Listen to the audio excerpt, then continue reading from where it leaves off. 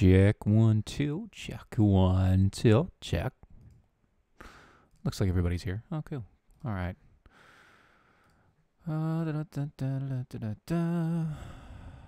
Technology on. Technology on. Transition some stuff. Oh my goodness. Sad news. I won't be having a guest. That makes me upset. But things happen. We will prevail. It'll be just fine. Let's see here. Put this over. Boom. And then we got this one here. Let's see. Everybody doing okay tonight? A little behind the scenes action before we get going here. Got Nicole, got Erica. Once again, you guys are always on different streams. I think that is incredibly funny.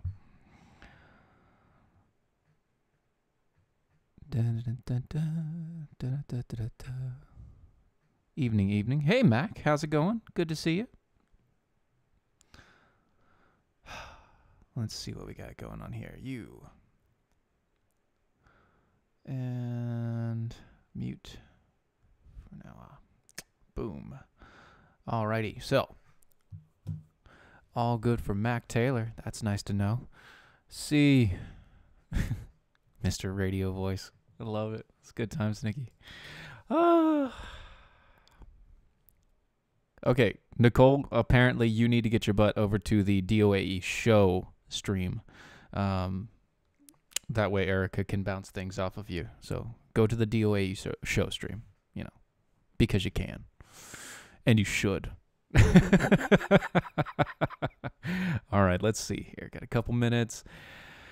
Oh, it's a good thing I have a full set of stories to go to. I was going to talk about some fair tax and things like that, but oh well. We'll deal with it as we get it. Let's see. Okay, there we go. Oh, wonderful times.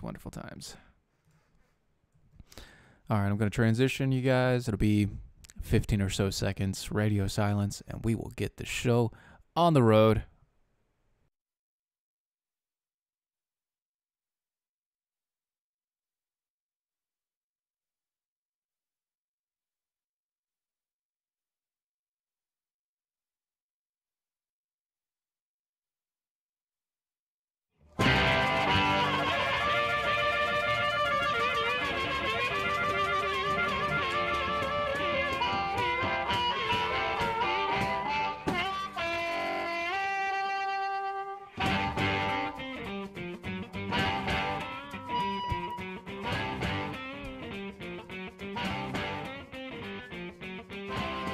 Hello, everybody. You're listening to the Defenders of American Exceptionalism. We are live.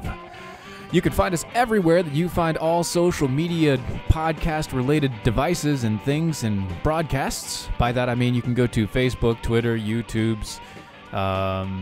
We are on the MeWe's. We are on pretty much everywhere that you can find us. Instagrams even at basically at DOA Show.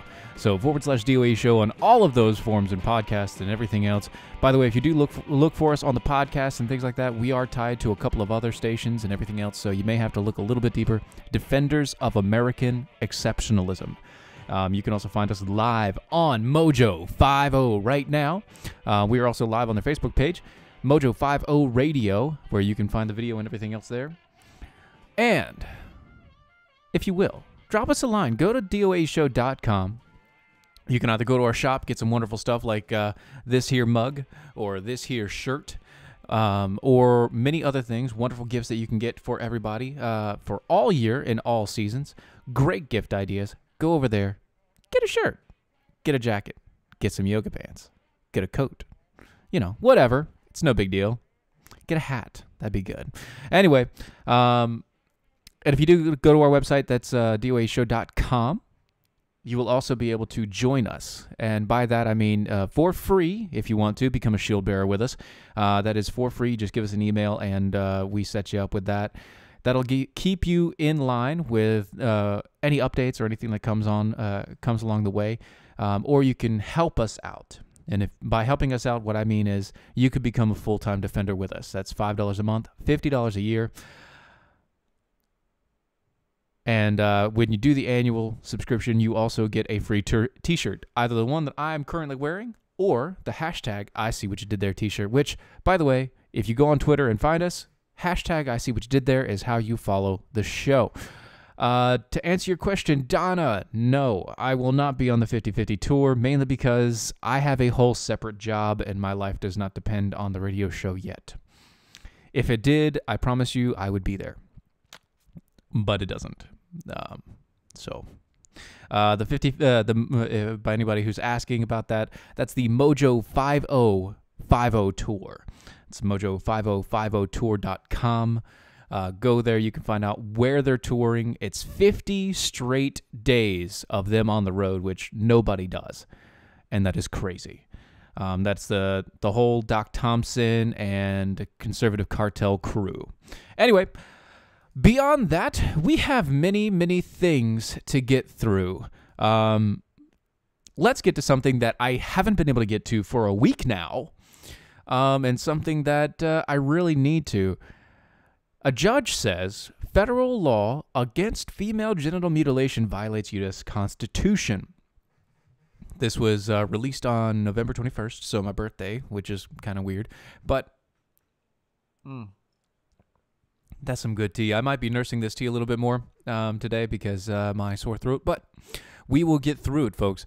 You see, a federal judge in Michigan has dropped most of the charges against a Detroit doctor who was accused of female genital mutilation, concluding that Congress overstepped its bounds when it passed a law banning the practice. The law from 1996, they say, violates the Constitution and is unenforceable because, in general, criminal law is left to the states, and female genital mutilation should be no exception. I need to stop you there. Criminal law is not a states' right issue. Now, there are many laws on the books that are delegated by the states, but there are federal criminal laws. You can be charged federally for certain criminal laws. And for Congress to pass something that says you cannot forcibly abuse a female by mutilating their genitalia is not against the Constitution. In fact, it's actually upholding the Constitution. Why, you may ask? Well, let's think about this. When your actions hurt another person, that is the line that the Constitution has dictated is the point where you cannot cross. So this being against the Constitution and unenforceable, no, it's not unenforceable, and no, it's not against the Constitution. You see, two charges against Nagarwala for conspiracy to travel with intent to engage in illicit sexual conduct or obstruction remains pending. So apparently this person not only has things about procedures that they've done, but they also have other charges like conspiracy to travel with intent to engage in illicit sexual conduct. A spokesperson for the U.S. Attorney Office in the Eastern District of Michigan told the NPR News that reviewing the judge's opinion and will that they are reviewing the judge's opinion and will make a determination on whether or not to appeal at some time in the future. A lawyer for Nagalbala tells NPR that the ruling is exactly what our justice system is designed for. No, it is not.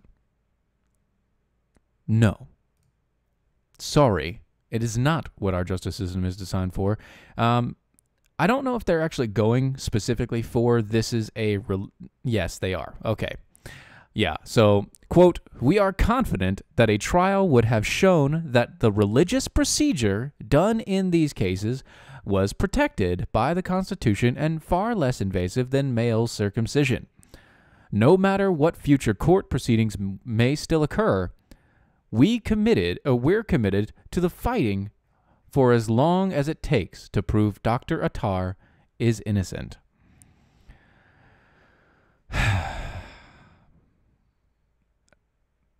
Okay. I don't want to get into the actual nitty-gritty of what they do. But basically what they're doing is they're saying that this is circumcision for women. Now, circumcision is a touchy issue, mainly because it deals with, cutting off a portion of a man's penis, to which it happened to me, and yeah, it changes things, obviously. So, does it affect, is this the same as circumcision? No. The religious practice of female genital mutilation in Islam is meant specifically to make it extremely painful, or at least a lot more painful, for a woman to have sexual encounters, meaning that the only time that they want to have sex is when they want to have children with their husband. It's forcing them to not enjoy something that gives them that would generally give most people a great pleasure. And by forcing them not to enjoy it in any situation, the religious practice dictates that the only time that the woman will want to is when she wants to have a child. But I mean, really, half the fun of having a child is the practice. Am I right? Anyway, and that's with your wife or your spouse. I should say your spouse, because, there are a bunch of girls out there and ladies, not girls, but ladies out there. So you ladies understand that, this is not about a religious practice that is widely accepted. This practice is meant specifically to harm a woman, to make it so she does not ever want to have sex. The entire point of a circumcision originally was a physical marker of being Jewish. And then it became, well, it's cleanliness.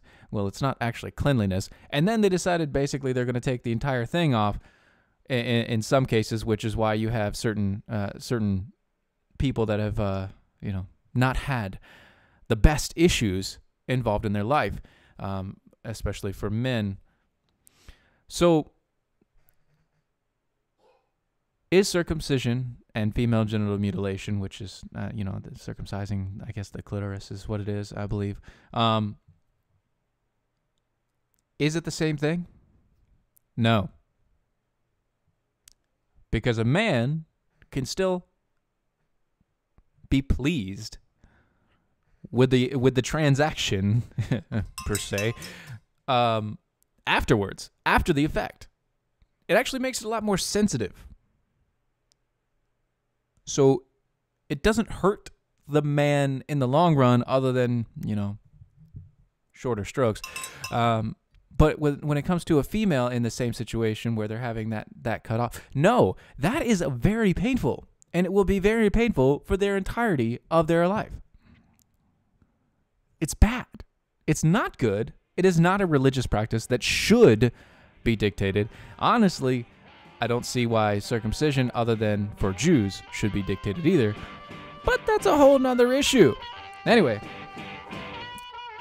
that music means that there is a commercial break coming. So we will hit that commercial break, and we will be right back on the other side.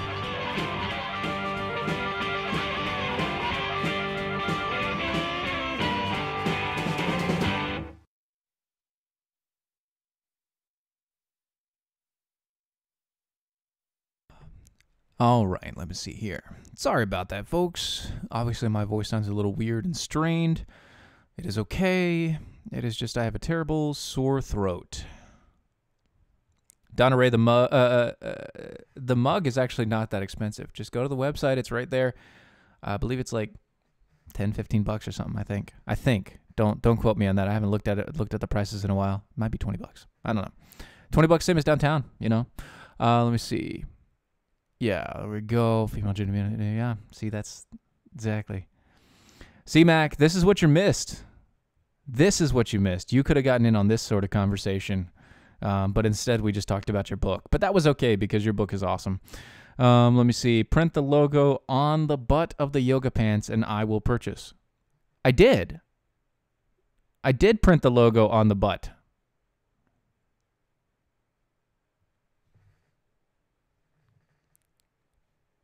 You know, I did.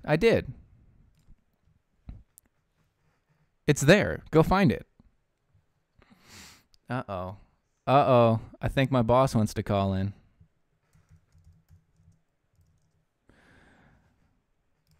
Rut-row, Raggy.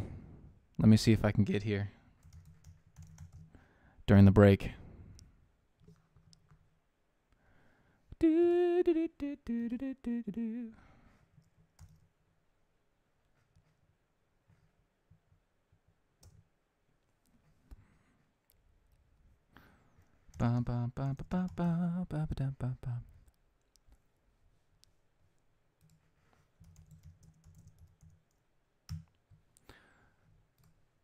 There he is. Let me see if we can't get him in.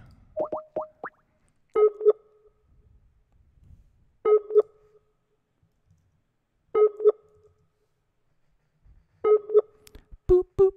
The person whom you're trying to reach is currently unavailable. Let's see. Try one more time here.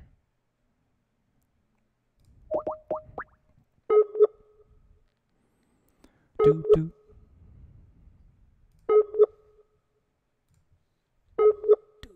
The person whom you're trying to reach is currently unavailable. Please.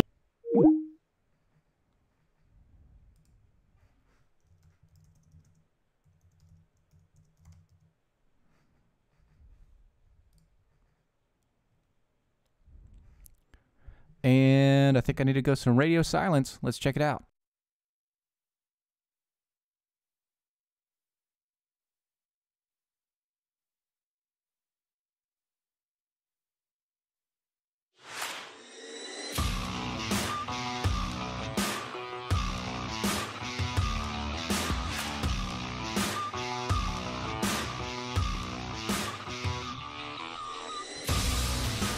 And welcome back.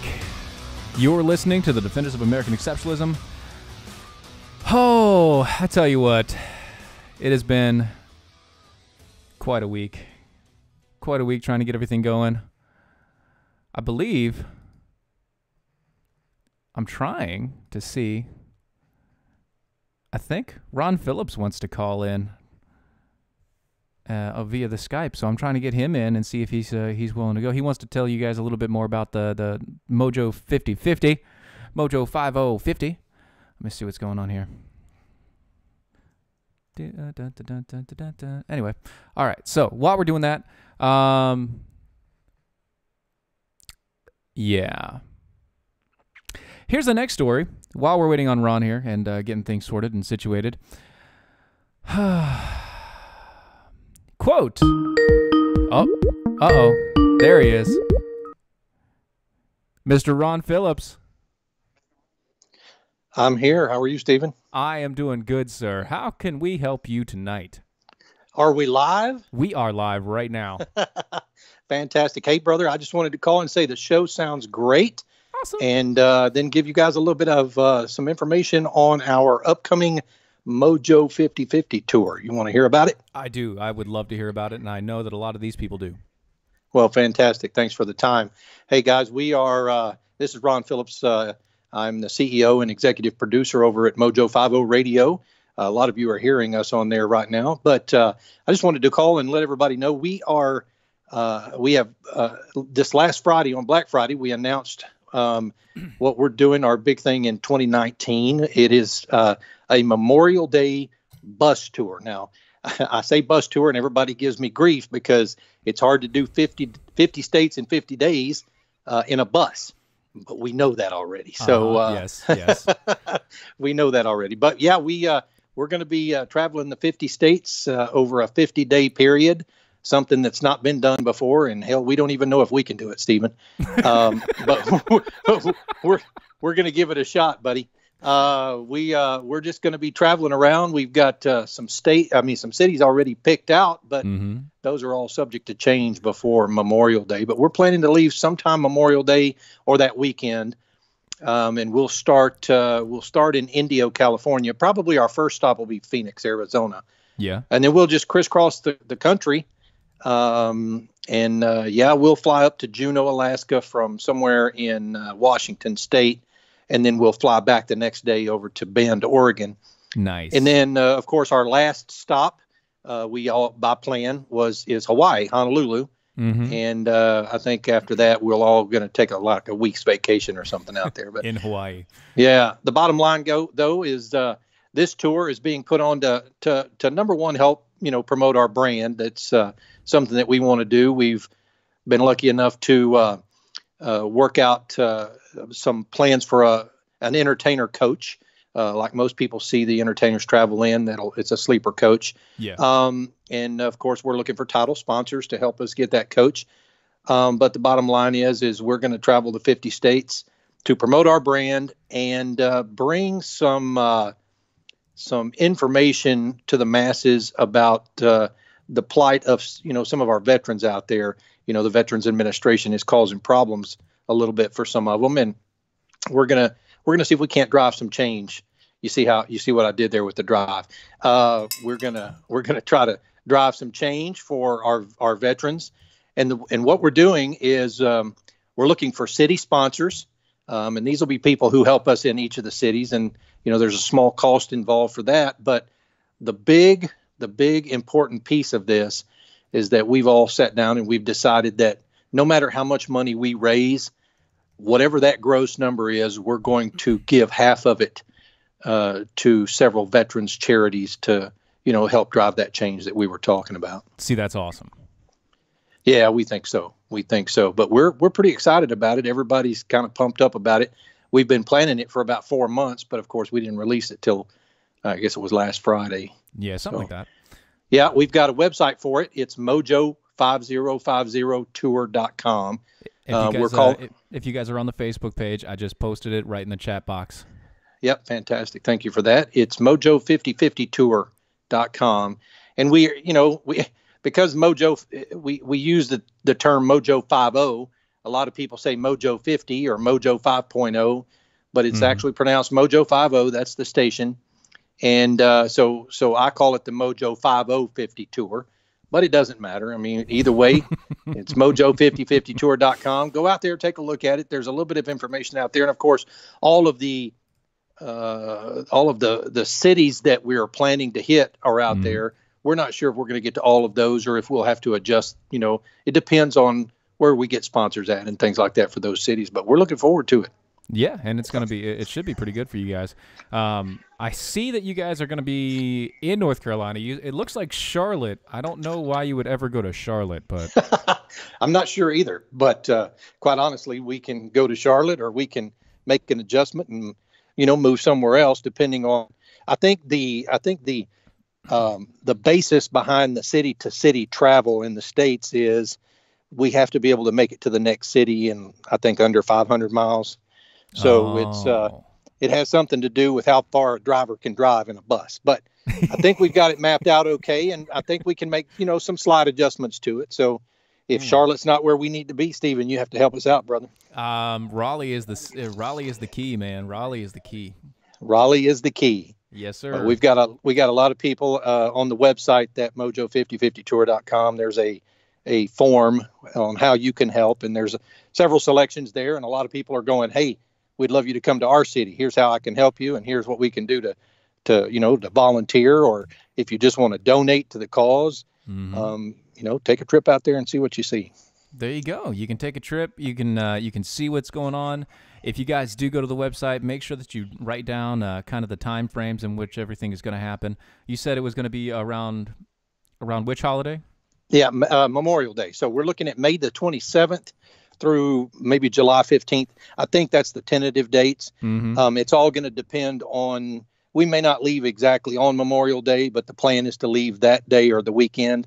And then we'll pick up the bus in Indio, California. Mm-hmm. And then that first overnight trip will be over to Phoenix, Arizona, and that's where we'll start. But the list is in order on the website, so you can look at it there. We'll probably be putting up some tracker maps and things like that. And of course, we're planning. Yeah, we're planning to blog from the bus. We're planning to video and shoot it just like we do our normal shows. But it's the Daily Mojo with Doc Thompson and Brad Staggs. Mm-hmm. And then my show, which is or Matt Locke's show, he's the host. It's called The Conservative Cartel. Your show, his show. I mean, and then of course me as the producer. So we're gonna travel along. There may be a couple of other people with us. We might be able to take Chef Patrick from our Spoonie radio station with us. Yeah, but we're looking forward to it. Everybody's excited. It is. That sounds awesome. And if there's anything else you need to tell anybody about? I don't think so, but I sure wish you guys would go out there and take a look at it and then help us share it, please. It looks like they're already looking at it, so that's great stuff. Ron, I'm glad you could call in. Thanks for actually listening to the show. Oh, it's my pleasure. The show was actually sounding good tonight. Of course, when you guys do the live shows over on the station, there's nobody at the station when you're live over there. So I always check in to make sure everything's sounding good. And your show sounds super tonight. Yay! That sounds awesome, especially you're with doing a fantastic voice. job. Ron, no, you're doing a fantastic job. Oh, you're welcome, guys. Y'all take care and have a good evening. Yes, you too. All right, bye. Ron Phillips, everybody. That's a random drop-in. Normally don't have that happen to me. Okay, so it looks like I've got a couple minutes. All right, so here's a couple things I want to hit you with. This story in particular really got my blood boiling earlier today. It was released today, and a daycare worker was given 70 years in prison. Why was she given 70 years in prison? Well, quote, "I'm sick of this little bee." Daycare worker admits to killing an 8-month-old girl by suffocating her with a blanket. Oh, my timing was off. Oh, with that, I will get back to the story right after the commercial break.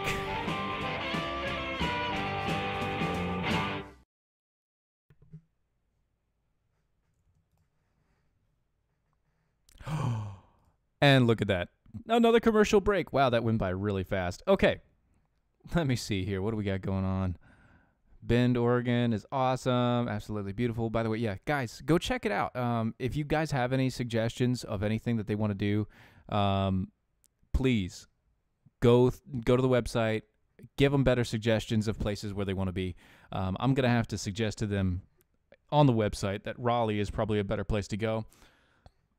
Mainly because Charlotte is filled with the most crazy libtards in North Carolina. So that being said, I wouldn't want them to go there. And, I mean, there's at least a radio station or two that's conservative talk in Raleigh. So makes it a little bit easier.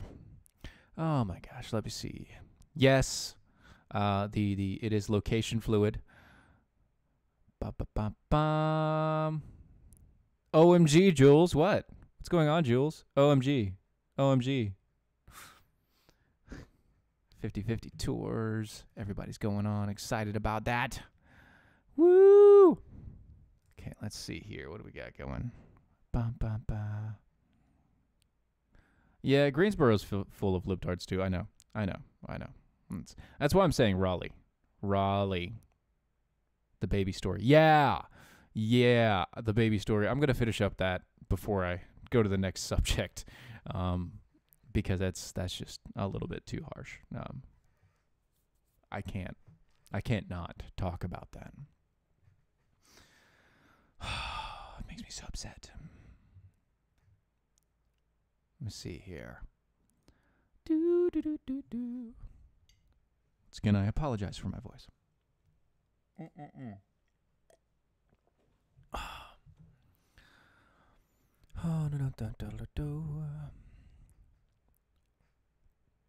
you guys ever had one of those days where you're just kind of scrolling through Facebook and you find a story that's just burns your bridges? Takes everything in you to not scream at the phone.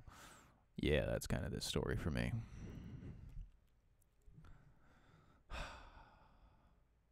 They need to come to Nashville. They're going to Tennessee somewhere. I don't know if it's Nashville, but they're going to Tennessee. Obviously, all 50 states.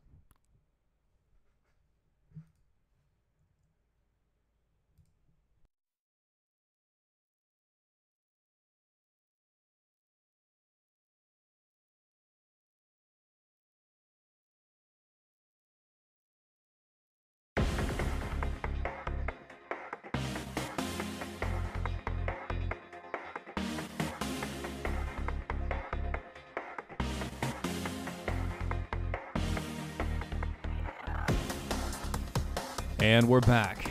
You're listening to the Defenders of American Exceptionalism. If you did listen to the last segment, that was Ron Phillips. Ron Phillips, that guy. The producer of pretty much everything on Mojo 50, talking about the Mojo 5050 tour, or the Mojo5050tour.com. Go check it out. Give them suggestions. Let them know what's going on. Tell them where to be. Because they're going to go to every state, and they're trying to go to every city. Well, not every city, but major cities of those states, and also within a certain mileage radius between each state. So go tell them on what to do. And with that, let's get back to getting upset. All right, so a daycare worker has pleaded guilty on killing an 8-month-old girl by smothering her with a blanket because she would not go to sleep.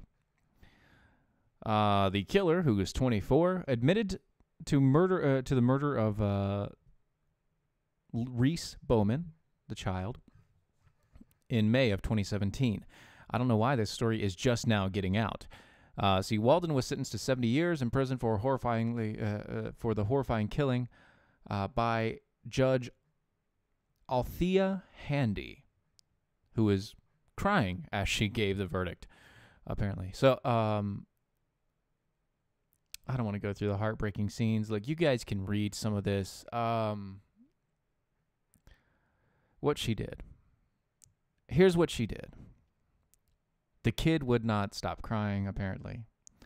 Her brother is also at the daycare, a little bit older than her. And apparently this woman snapped. Kid would not stop crying, so she not only yanked her up in a very fast-paced motion to possibly cause the kid to whiplash and other major ailments that could cause, but she then slapped her, and then she literally covered her face with blankets until the child could no longer breathe. They have they have closed caption cameras footage of the entire thing. At first, she tried to play it off like, oh, the kid passed out and, never woke up, unresponsive, blah, blah, blah, blah, blah. And I just don't get it. This happened in Baltimore, of all places. And I say of all places, meaning, of the few places that you would expect something as sinister and horrible to come from, because there's something terribly wrong with Baltimore. Terribly, terribly wrong with Baltimore. I don't know what it is. I am a product of it originally. I was born there. I got out of there at a very early age, so I didn't have that taint on me. But there's something horribly wrong with Baltimore. And I can't understand what it is. Why would something like this happen? It's like it's the same thing with like inner city Detroit and inner city Chicago and all of these big cities. or these heavily populated cities. How does this stuff happen? How do these people survive? I don't get it. And the reason why this person was allowed to work at a daycare center was, one, she was 24 years old. She had no prior record. She was probably a babysitter when she was 17, and she probably took a class in, breathing techniques and stuff. It's not that hard to become a daycare worker. It really isn't. So as long as you can pass a background check, a basic background check, you don't have any prior arrests or anything like that, you can work with kids for the most part. This is something that scares a lot of people. This is one of the reasons why a lot of mothers and families, if the situation allows it, would rather stay home and actually raise their kids, at least to a certain age. Yeah, and it's, she may have her own kids at the daycare. It may be that, any of these situations could have happened. Big cities and what goes on with this, it boggles my mind to no end. I don't understand snapping and doing this. So I don't get it. It's not your kid. It's not your kid. And that's one of the biggest things that I find is interesting. There are some people that have a knack and a tendency to love on those who aren't their own. But for most people, I should say for many people, if the kids aren't yours, they aren't genetically yours, you tend to not care what happens to them as much. If they're not family, you don't care. And that's a horrible thought to come to mind, but that is how it works. Transitioning from that, because I had to get it out there. It's a news story of the day. It literally happened. The news story broke today, so I had to get that out there. Here's something to make you laugh a little bit. Climate change is already hurting the U.S. communities. Federal report says climate change is already causing more frequent and severe weather across the U.S., and the country is poised to suffer massive damages to infrastructure, ecosystems, health, and economy if global warming is allowed to continue, according to the most comprehensive federal climate report to date. The fourth National Climate Assessment is the culmination of years of research and analysis by hundreds of top climate scientists in the country.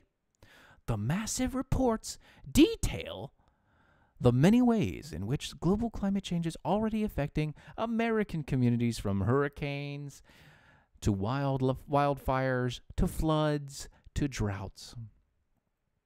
Climate change, and I quote, "Climate change is already affecting every part of the United States, almost every sector of the United States, be it agriculture or forestry or industry or tourism," says George Mason University Professor Andrew Light, who is one of the report's editors.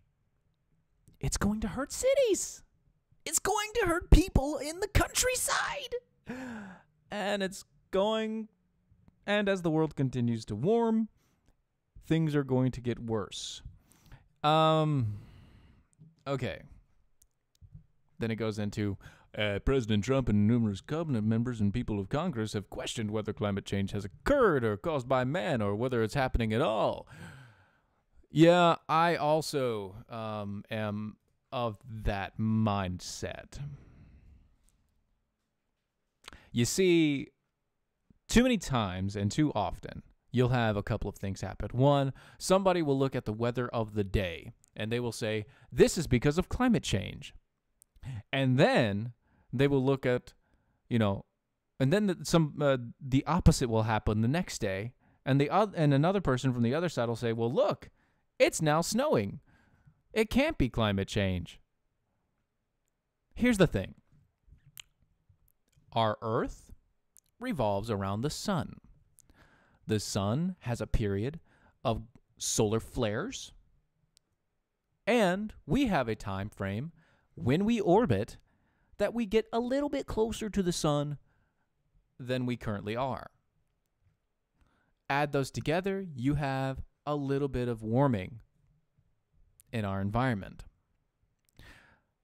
Now you take it, and it's a 20-ish year cycle. We're already 6 years in to the cooling cycle of the solar cycle. So here's what's going to happen. You're going to have the UN, who's already put it out. You're going to have these guys at the Fed who've already put out their reports. Everybody has put out everything that they want to do about global warming. And they changed it to global climate change, because climate change means everything is happening at all the times. The climate will change always. Yes, true. Because every year we are in a cycle. You can track it. It's about 20 to 25 years. We get closer to the sun, the solar flares act up a little bit more. We get farther away from the sun, the solar flares die down a bit. They thought that we were going to get hit with such extreme solar flares by now that the electromagnetic waves and pulses from the sun were going to fry all of our electronics. That was already supposed to happen. Guess what? Solar flares died down because we're out of the solar cycle of solar flares acting up. They think our sun is going to melt down and we are going to melt down with it. They think our atmosphere is dying when, in fact, if you look at it, the outer shell of our atmosphere has actually grown back. Oh my gosh. It's crazy. Those spots that people keep on saying the ozone layer is dying and it's getting deteriorated. Nope, they're growing back. We may have done some damage, but it's fixing itself. It's the same thing with everything else. In the 60s and 70s, it was global cooling. When it was global cooling, they were like, oh, we've got to ration out natural gas. And so the price of natural gas went up. You then had, gas lines and everything else going through. I'm sure, you older folks will remember standing in line for gas to get gas in your car because the gas station only had so much and it was really, really expensive. You could do that, or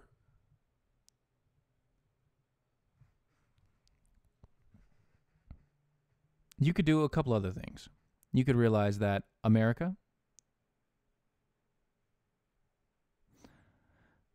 we are a nation of people who are too smart for ourselves.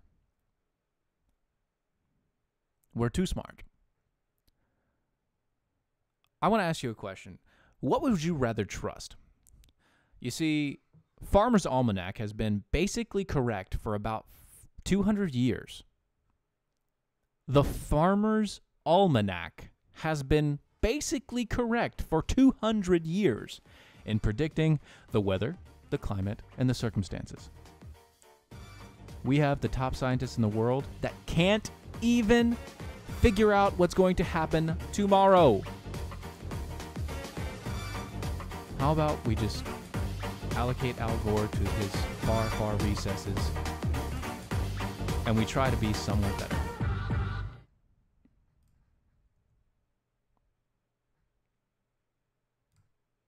There we go.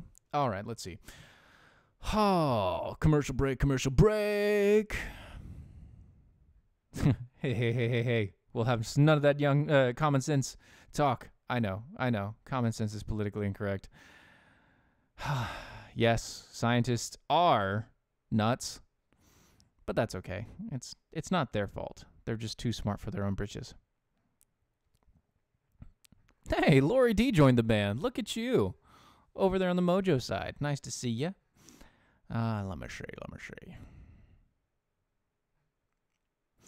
you. True statement. We need to raise our own children. That is correct. Yes. Very true. Ba, ba, ba,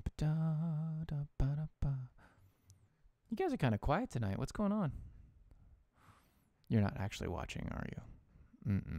No, you're not actually watching. Texas counts as 3 states, so it should be 47 states in 50 days. No. They're not actually starting in Texas, so meh, that's okay. Let's see. Born and raised in a small town, never left.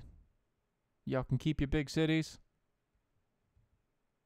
Yeah, I'm not a big, huge fan of big cities either. I mean, they're great for what they do. Pulling all the masses and slop of the world into one close-knit area that is easily nuked, but, not too fond of it. Not too fond of it at all.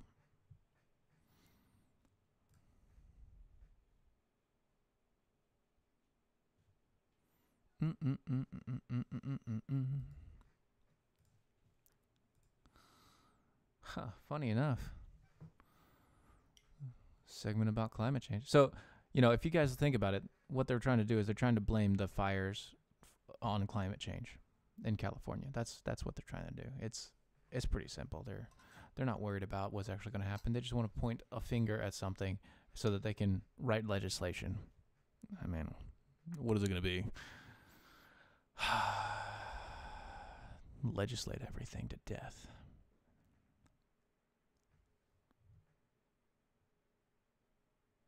I know, you guys aren't usually quiet. You usually are conversing the entire time, so it's kind of weird, Erica. What are you doing?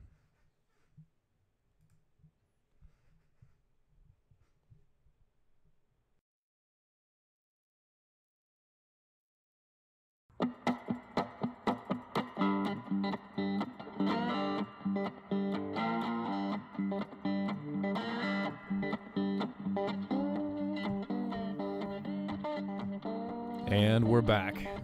You're listening to the Defenders of American Exceptionalism. We are live. This is the last segment of the show. As you were listening earlier, everybody's trying to blame climate change for everything. So, go team. Go team. Something I want to talk about, though, speaking of gas lines and things like that. Did you know that oil prices have hit a new low? Apparently, it may be a bad thing. I don't think it is, but some people do. They think it's a very bad thing for the oil prices to drop below $60 a barrel.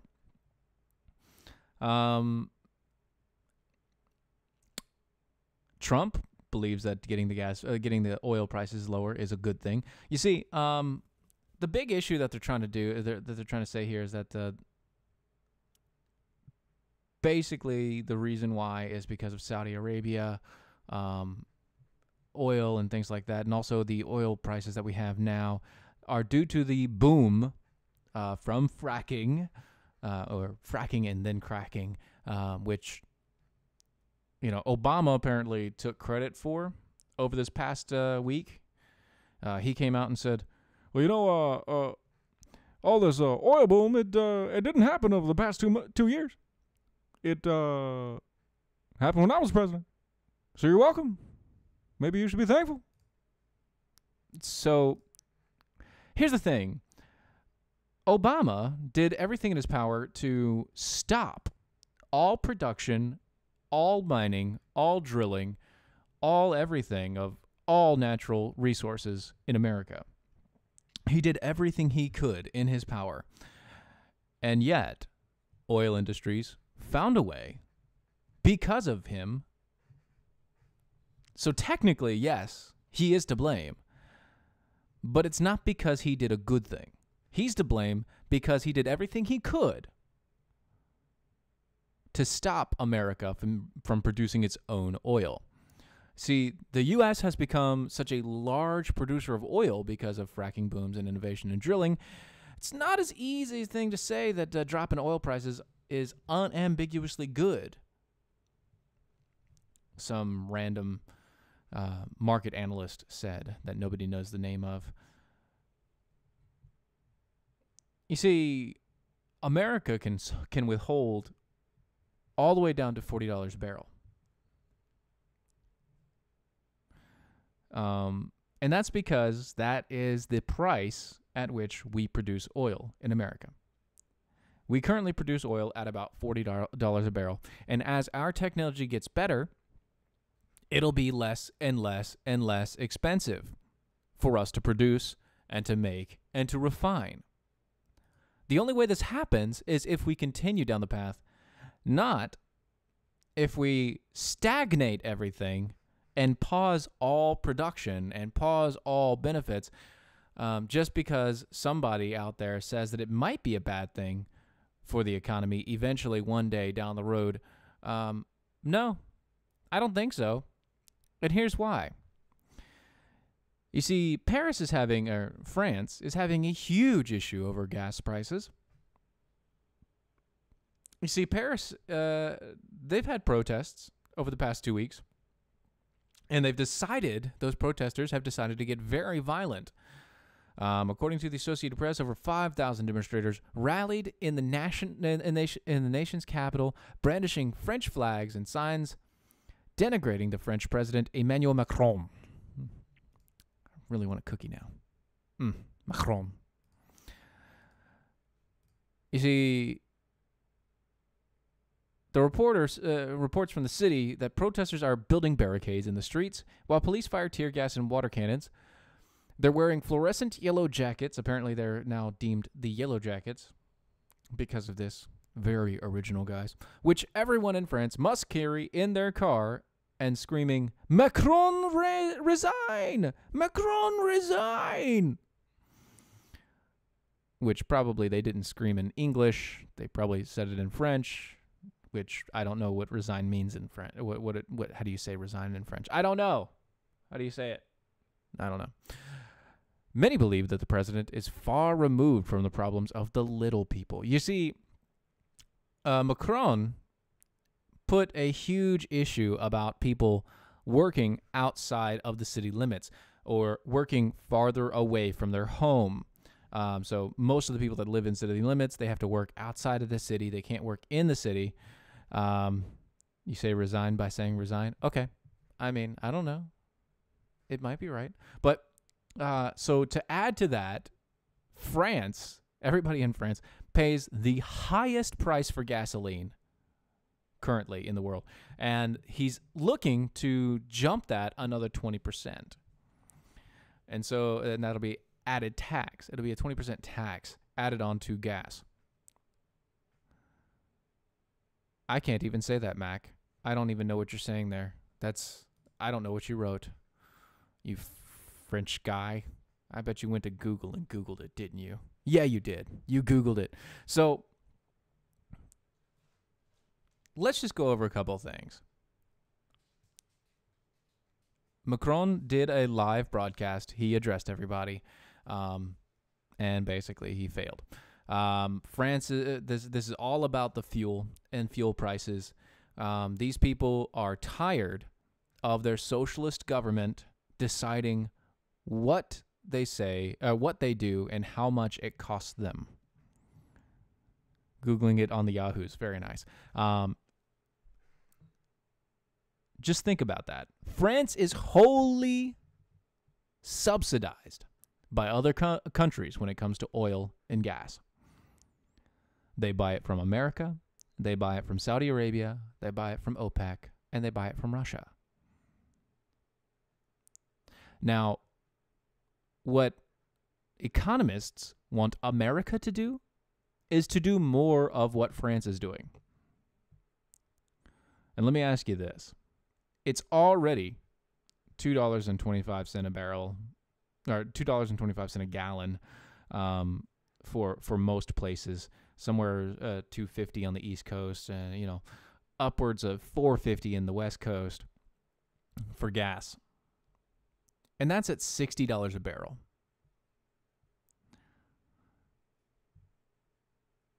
When gas prices were its highest peak, dollar per barrel was, I think, $120 a barrel of oil, crude oil. And before that, when it was $60 a barrel again, back before that happened, our cost was only like $1.50. So here's what's happened. We have inflation, massive inflation, because the same cost per barrel is now costing us an extra $1.25 already in America in gas per gallon. $1.25 per gas in gallon, a gallon in America because of inflation and taxes and government intervention. And these economists, they want us to go the way of France and of Europe. And they want us to use the OPEC oil. And they want us to use the Saudi Arabian oil. And they want us to use the Russian oil instead of using the oil that we have, that we can produce cheaper, more effectively, and price out the competition. You know, it's $60 a barrel. Russia is literally drowning in its own money. It's drowning in its own debt right now because they need a price of about $80 a barrel for them to survive. So why is Russia striking out? Why is Russia literally at war with the Ukraine right now? Because they need a land grab. They need more things to sustain them. They need more people to tax. And the only way they can keep their people occupied and not thinking about the problems that they have is by going to war. And Putin is crazy, and he believes that he is basically the next Pope incarnate-ish type of thing. He believes, if you believe the people that he's listening to, that he is the next great hope of Christianity. Oil prices are tied to a lot of things. Now, I'm sorry, I went off on a tangent there, but oil prices are tied to our pockets. They're tied to the pockets overseas. They're tied to tons and tons of international relations that we have on a daily basis. If we don't allow technology to advance, and we don't make it cheaper, faster, better, more efficient, we will end up being owned by these other countries. Anyway, that's it. You've listened to the Defenders of American Exceptionalism. Come back and find us. Go check out our website, doaeshow.com. That's doaeshow.com. Become a defender with us. Go get some merch. Buy a gift for a few people. Till next time, folks. Bye-bye.